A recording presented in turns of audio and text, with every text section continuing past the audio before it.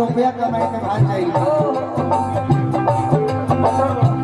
जितना भी अभी गीत रौरा सब सुननी ये टोटल यूट्यूब बोलन के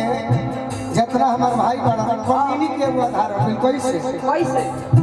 निशा अपन गीत गावन वाली शर्ट सॉन्ग लेकिन काल भेले गई है से ये देखिए इतने दिनों के बाद मिलन हुआ निशा ने गोलू राजा को याद में गाया शर्ट सॉन्ग। जबकि भाई सब पूछो ना जबकि कमाए खाती कुछ लिखती है। ये देखिए बातों ही बातों में क्या कह दिया खूब निमन कमाता बाकी मेहरारू को हतारी कोई लबो के जैसे कट के बोझा ढोके सब हो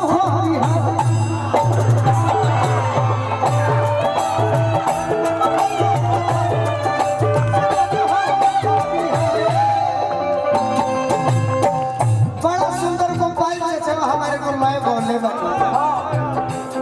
भाई हम वाली कनार मरलिया अरे भाई हम वाली कनार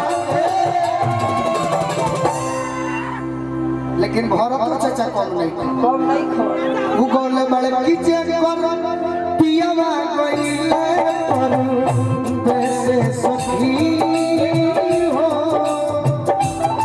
जे कर बलमा बसे पर वैसे सखी हो तेरा ससुरा सखी को जे कर पियावा गइले पर वैसे सखी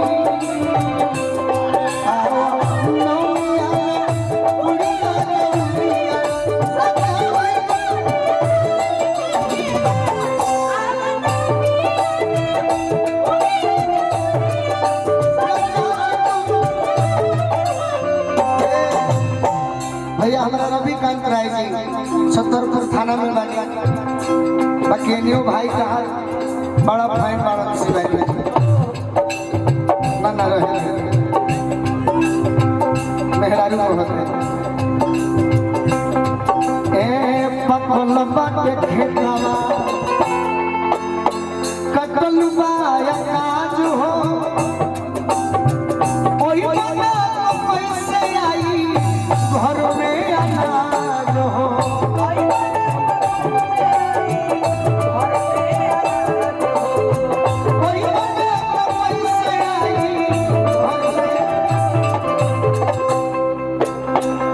छोटका राजपुर के हमरा गार्जियन ललन सिंह जी हमरा के आशीर्वाद दिले ताहार नाम का ताहार नाम पूछो होखे ई सब ओरिजिनल गीत था तो तनी भाव से रहो पकलमा के खेतवा कटलवा काज हो ओई बाबा पैसे आई घर में अनाज हो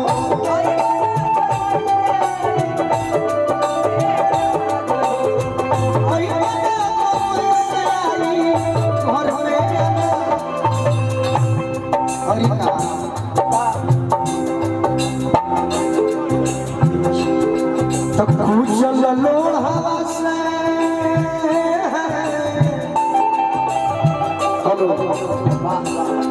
कुचल लोड़ हवा से अरे आम के टिकोड़ हवा कुचल लोड़ हवा से आम के टिकोड़ हवा मोरे राजा तू जिया को जा कुचल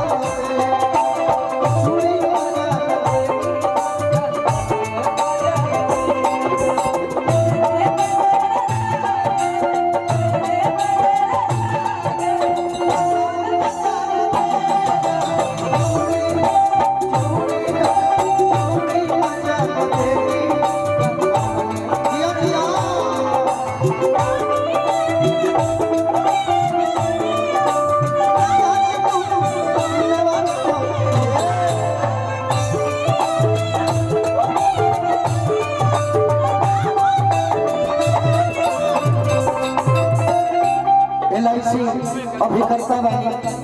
हमारे मुन्ना भैया के परिवार से। और ये का कि हमारा अरे सरधा को करना उड़ई हो न हो पगली प्यार खोजतिया छो छो नहीं हो न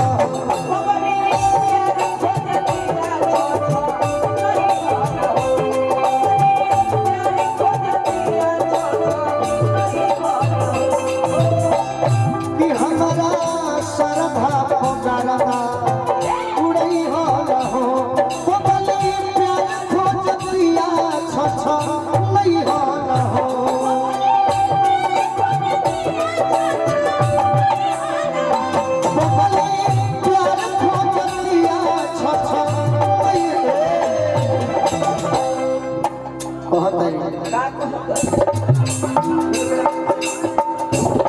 बानी हो रवा होके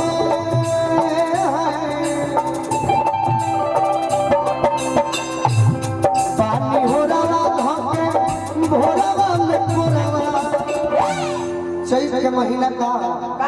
11-12 बजे से मतलब ना रहे जन्नी मैडम जी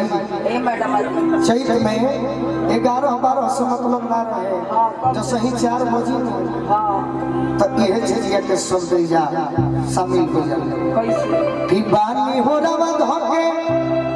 अरे भोरवा में भोरवा अब कंगोरिया मिलान को